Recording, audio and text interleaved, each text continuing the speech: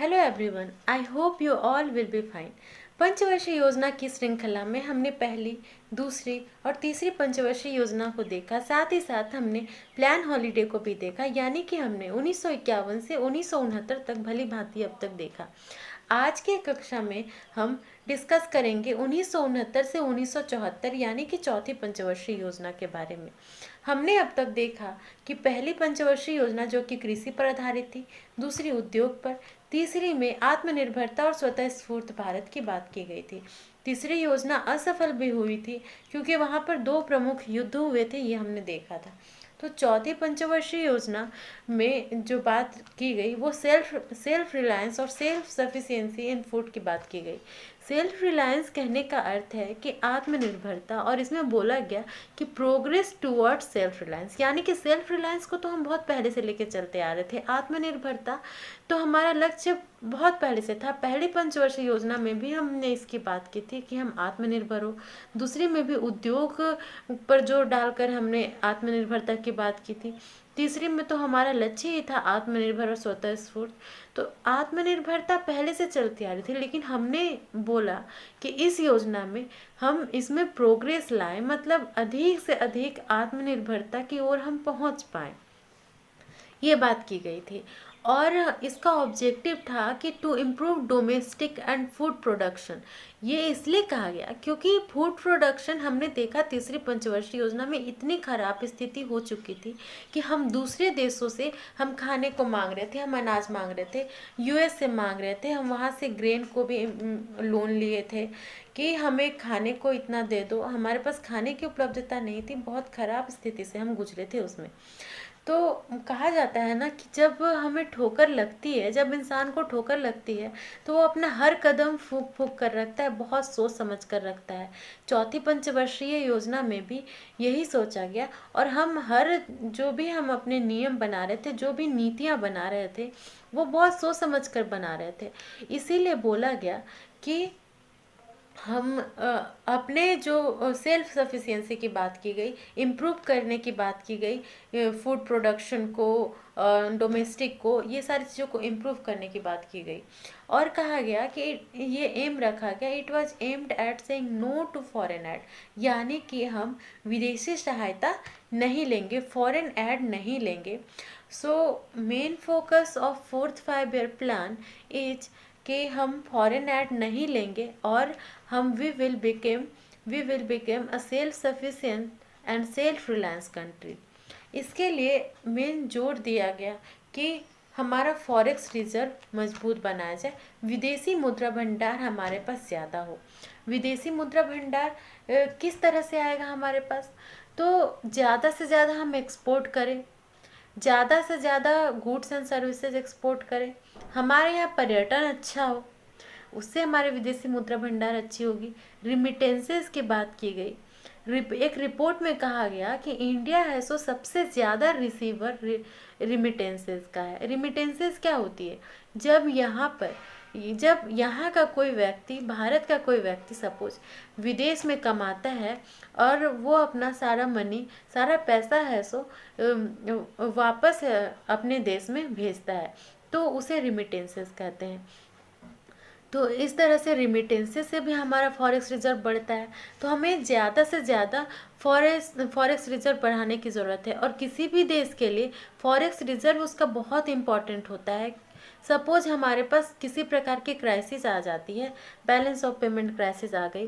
Balance of payment crisis कैसे आएगी? जैसे कि हमारा जब बैलेंस ऑफ पेमेंट डिफिसिट में कब जाता है?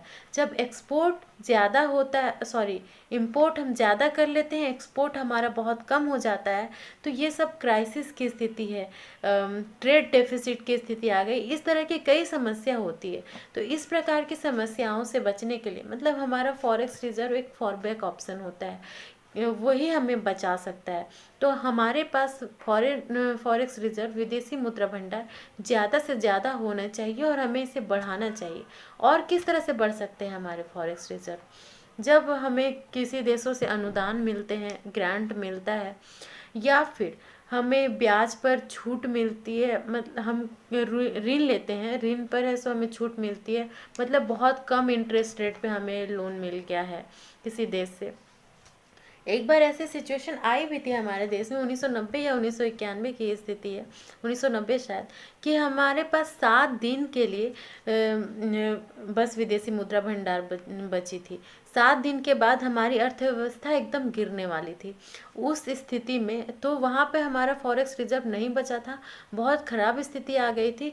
उस स्थिति में एक तुरंत नई नीति बनाई गई और फिर IMF बनाया गया और वहाँ से फिर हम लोन लिए थे। इसको हम बाद में देखेंगे। यहाँ पर बस हम इतना जानेंगे कि फॉरेक्स रिजर्व बहुत ही इम्पोर्टेंट चीज़ होती है किसी भी देश के लिए। इसके बाद हम देखेंगे कि इस योजना में कौन से मॉडल को आधार बनाया गया। तो यह जो योजना थी वो ओपन कंसिस्टेंसी मॉडल पर आधारित थी। कंसिस्टेंसी मतलब होता है निरंतरता, यानी कि इसमें बोला गया कि आर्थिक विकास में हमें निरंतरता बनाए रखनी चाहिए, साथ ही साथ कीमतों को बदला नहीं जाना चाहिए। और यह जो ओपन कंसिस्टेंसी मॉडल है was propounded by Ashok Rudra and Alan S Manne. Ashok Rudra और एलन एस मान्य के द्वारा ये जो मॉडल है वो प्रोपाउंड किया गया था, प्रतिपादित किया गया था। और इस मॉडल का आधार था कि जो कंज्यूमर गुड्स हैं उनकी सप्लाई है वो ज़्यादा से ज़्यादा हमें इसका विस्तार करना चाहिए, सप्लाई का ज़्यादा से ज़्यादा हम सप्लाई कर सकें ताकि लोगों की मूलभूत आवश्यकताएं पूरी हो सके, लोगों की जितनी भी आवश्यकताएं हैं उसे पूरा किया जा सके। दूसरा आधार इसका था कि मूलभूत एवं भारी उद्योग जैसे कि आयरन एंड स्टील इंडस्ट्रीज, इन सारी इंडस्ट्रीज़ का निर्माण किया जाना चाहिए जिससे कि आत्मनिर्भरता बनाई जाए। आत्मनिर्भरता उद्योग इसके लिए बहुत इम्पॉर्टेंट है आत्मनिर्भरता के लिए, क्योंकि उद्योग से ही हमारा प्रोडक्शन होगा और प्रोडक्शन होगा तो यहाँ के लोगों को रोजगार मिलेगा। जब रोजगार मिलेगा तो आत्मनिर्भर होंगे और प्रोडक्शन होगा, उससे फ़ायदा ये होगा कि हम इम्पोर्ट ज़्यादा नहीं करेंगे। और अगर हमारा जो अच्छी साइंस एंड टेक्नोलॉजी से हमारा अगर प्रोडक्ट बना हुआ है और वो उसमें है सो कॉस्ट कम लगता है तो ज़्यादा महंगी तो नहीं होगी हमारी वस्तुएं, और जब ज़्यादा महंगी नहीं होगी तो हम उसको एक्सपोर्ट भी कर सकते हैं। अगर अच्छी वस्तुएं हुई तो ज़्यादा एक्सपोर्ट भी होगा, और जब ज़्यादा एक्सपोर्ट होता है तो फॉरेक्स रिजर्व बढ़ता है। तो मिला जुला के सब एक ही है। हमें एक दूसरे को सबको लिंक करके समझना पड़ेगा किस तरह से कैसे कैसे क्या होता है। अब इसकी उपलब्धियां क्या क्या थी? उपलब्धियां इसकी थी कि 1969 में इंदिरा गांधी थी, इंदिरा गांधी उसमें प्रधानमंत्री थी। तो इंदिरा गांधी ने 1969 में 14 कमर्शियल बैंकों का राष्ट्रीयकरण किया। और वे बैंक कैसे थे? जिनकी संपत्ति 50 करोड़ या उससे अधिक थी, उन बैंकों का 14 बैंकों का राष्ट्रीयकरण किया गया। इसके साथ ही और एक और उपलब्धि थी कि 1974 में राजस्थान के पोखरण में नाभिकीय परीक्षण, परमाणु परीक्षण हुआ, जिसको स्माइलिंग बुद्धा का नाम दिया गया। और क्या उपलब्धियां थी कि इसी योजना के अंतर्गत गरीबी हटाओ का भी नारा दिया गया था।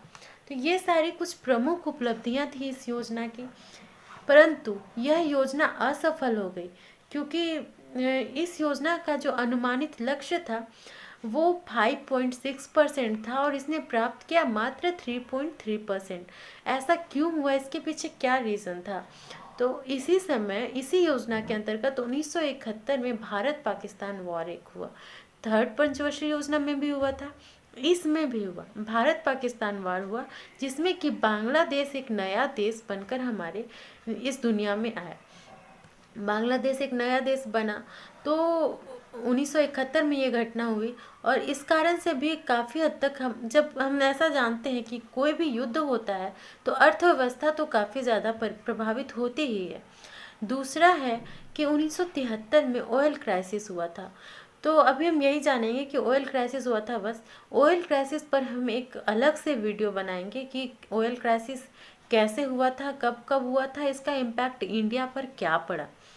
तो चौथी पंचवर्षीय योजना में इतना ही था। आशा है कि आप लोगों को समझ में आया होगा। और इसके बाद हम अगला जो हमारा वीडियो होगा वो 5वीं पंचवर्षीय योजना पर होगा। Thank you.